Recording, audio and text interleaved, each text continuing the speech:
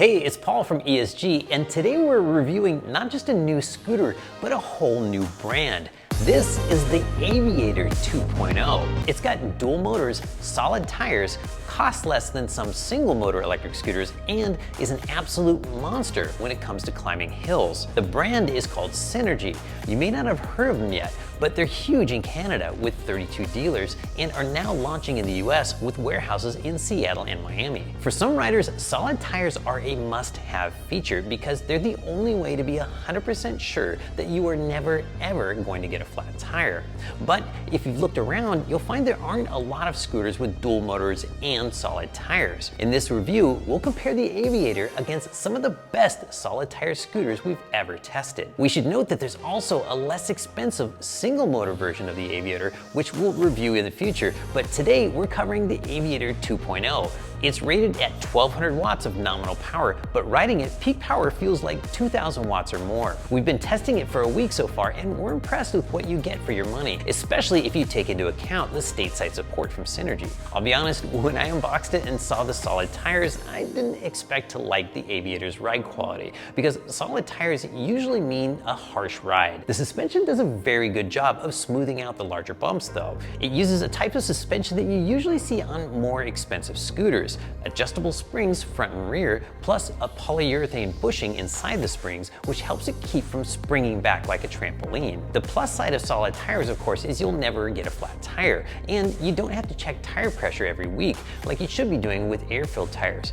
For the rest of you, this is your reminder to go check your tire pressure. The tires are 8 inches in diameter by 2.4 inches wide with a fairly flat tire profile for a larger contact patch that gives you extra traction when braking or accelerating, but the blunt profile is not quite as good for carving corners because you start to run out of tires on the edges. So it works best using a point and shoot riding style. The downside of the solid tires is that some of the smaller high frequency vibrations don't get fully smoothed out by the springs. The suspension felt slightly stiff at my rider weight of 165 pounds, but should feel best from about 175 pounds up to the 250 pound weight limit. The front suspension is a little stiffer than the back, like a trophy truck, which I really like because leaning back a little gives the Aviator better high-speed stability and helps it feel planted while braking or jumping off of curbs. For those who absolutely have to have air-filled tires, stay tuned. We've heard that a tubeless tire version is coming out as well, but these solid tires are growing on me the more I ride it. The cockpit is an update of a classic look.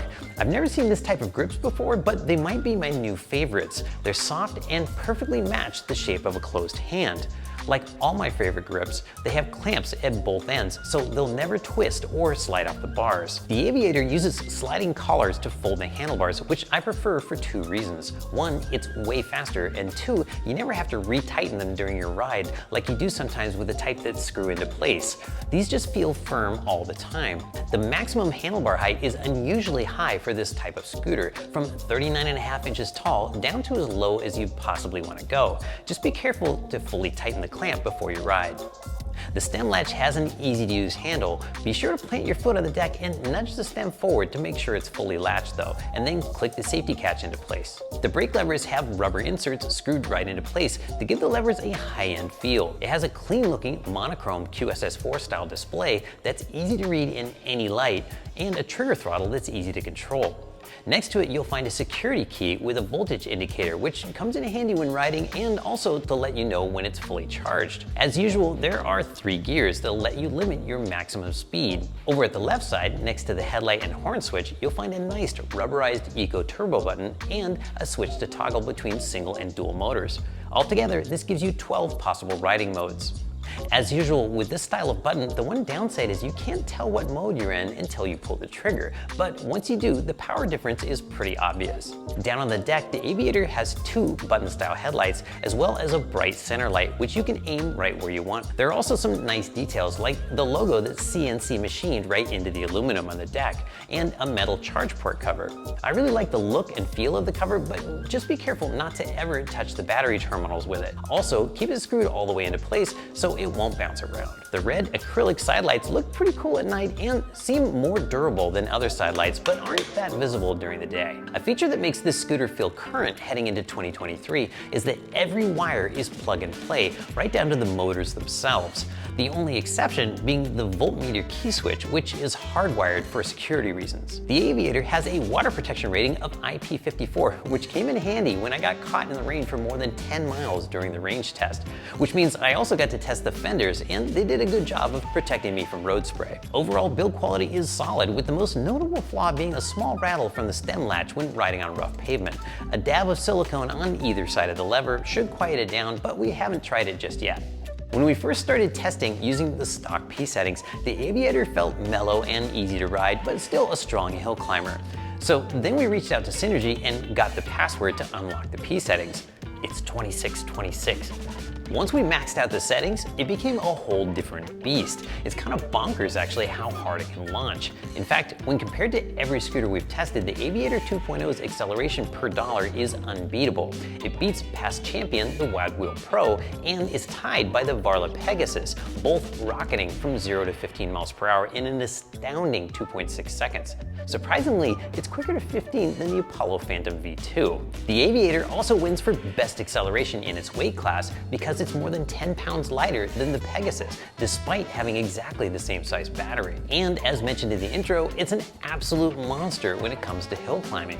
For the price, nothing we've tested climbs hills faster. Out on the range test course, despite having the P settings maxed out, throttle control was still very good, and range was still above average for the price, covering 22.5 miles. This is surprisingly close to the manufacturer's claimed range of 25 miles. We think it'll easily hit 25 using the stock P settings or any of the 11 slower speed modes. The 27.2 mile per hour tested top speed is a little above average for its price, and high-speed stability is surprisingly good, despite the 8-inch diameter tires. The regen and dual drum brakes let you stop quickly when you need to. Best of all, unlike most drum brakes, they don't require a super strong grip to get maximum stopping power. They're also very low maintenance. You'll never get a bent rotor, they're unlikely to wear out, and if you ever need to adjust them, it's as simple as this.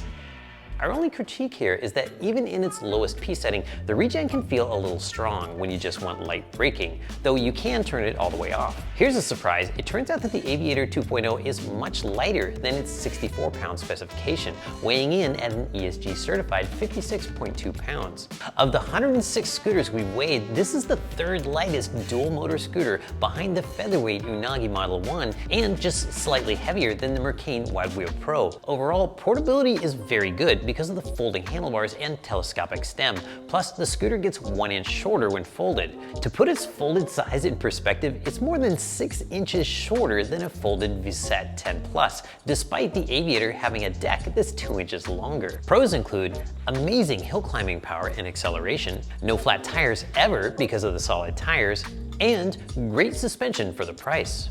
Cons include not the best at cornering and that one little rattle that we haven't fixed yet.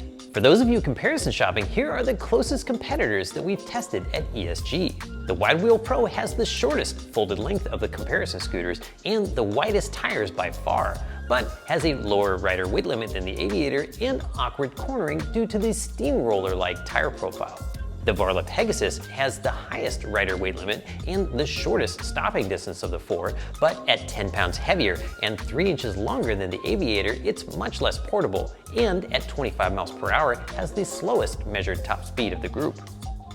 Weighing in at less than 30 pounds, the U-Scooter's GT Sport is by far the lightest of the group and has the highest top speed, but also has the shortest range, and because it's a single motor scooter, it takes nearly twice as long to get to 15 miles per hour as the Aviator. Okay, this next detail is a matter of personal preference, so you can take it as either a plus or a minus, but the Aviator is the only one of our 4 comparison scooters to use a trigger throttle rather than a thumb. If you're on the fence about getting a single motor or a dual motor electric scooter, the Synergy Aviator feels like a great place to start. It's similar in price and weight to some of the faster single motor scooters, but gives you much wider options when it comes to performance. You can turn it down in cruise or crank it all the way up and get some impressive acceleration. On the practical side, solid tire scooters like the Aviator make great commuters because you save time by never having to check tire pressure, and you won't ever be late for work because you got a flat tire. We spent quite a bit of time talking with Ryan, the owner of Synergy, and our overall feeling about the brand is that Synergy is a good choice for people that want a balance of good value, features, and performance from a brand with strong and growing presence this side of the ocean. We're already looking forward to testing the other 2 scooters they've sent us. Check out these other 2 ESG videos.